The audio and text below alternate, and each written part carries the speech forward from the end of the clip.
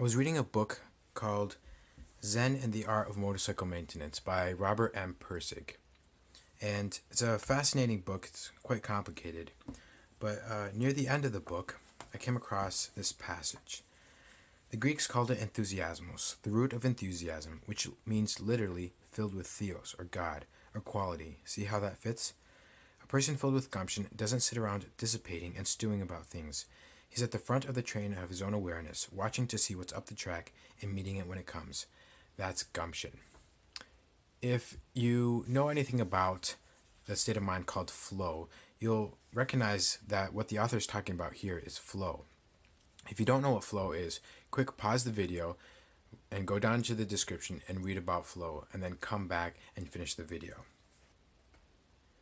The author, Robert M. Pirsig, talks about gumption traps. They're things that prevent us from entering the state of mind flow.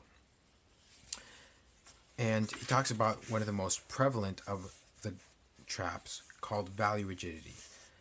He writes, "Of the value traps, the most widespread and pernicious is value rigidity. This is an inability to revalue what one sees because of commitment to previous values. In motorcycle maintenance, you must rediscover what you do as you go. Rigid values makes this impossible."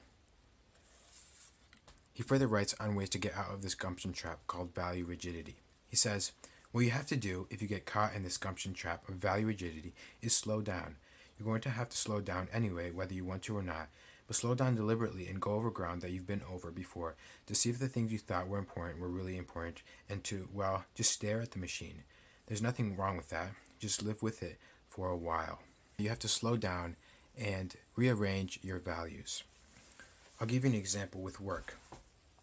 Say in your job, you have a list of values ordered in priority. So at the top, you probably have something like happiness. And then you have some more. And then you probably have something like a good relationship with your coworkers.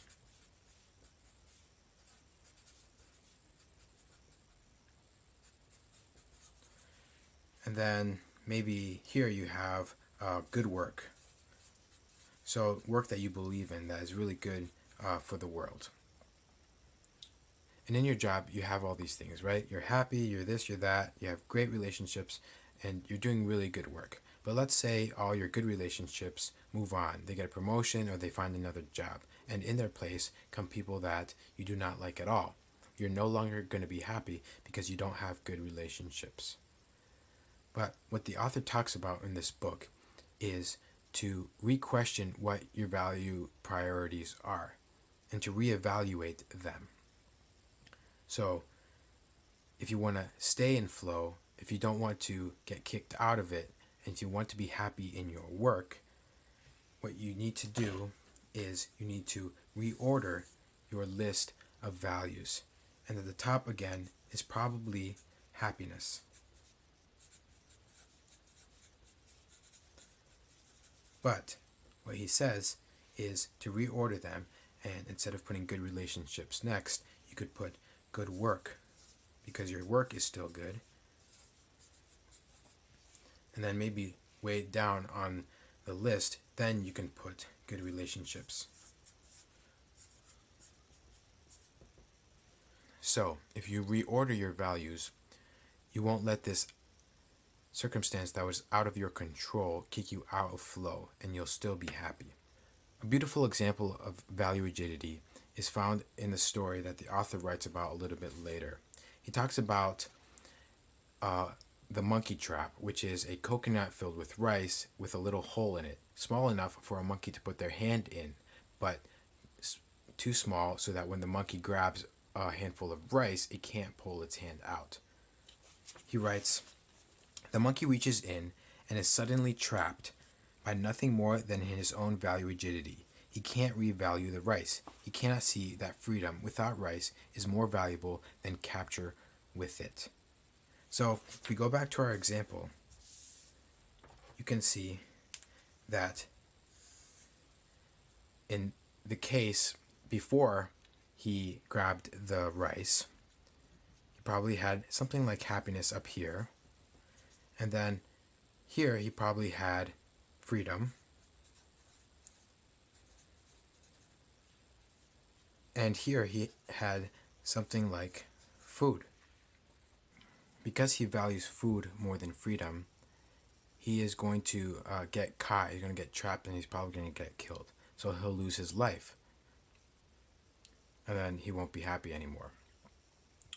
But what he needs to do in order to remain happy is he needs to rearrange his values so that happiness is at the top again, but this time he puts freedom first, and then he puts food. So next time you're in your work and you find yourself losing this gumption or ceasing to be in flow, ask yourself what your values are, and ask yourself if you need to rearrange those values. If you want to learn more about flow, there's more in the description. There's a TED Talk by the psychologist who pioneered it, as well as his book. And if you are interested in the book that we were talking about today, Zen and the Art of Motorcycle Maintenance by Robert M. Pirsig, there's also a link to go to Amazon to buy it for, I think it's about $4.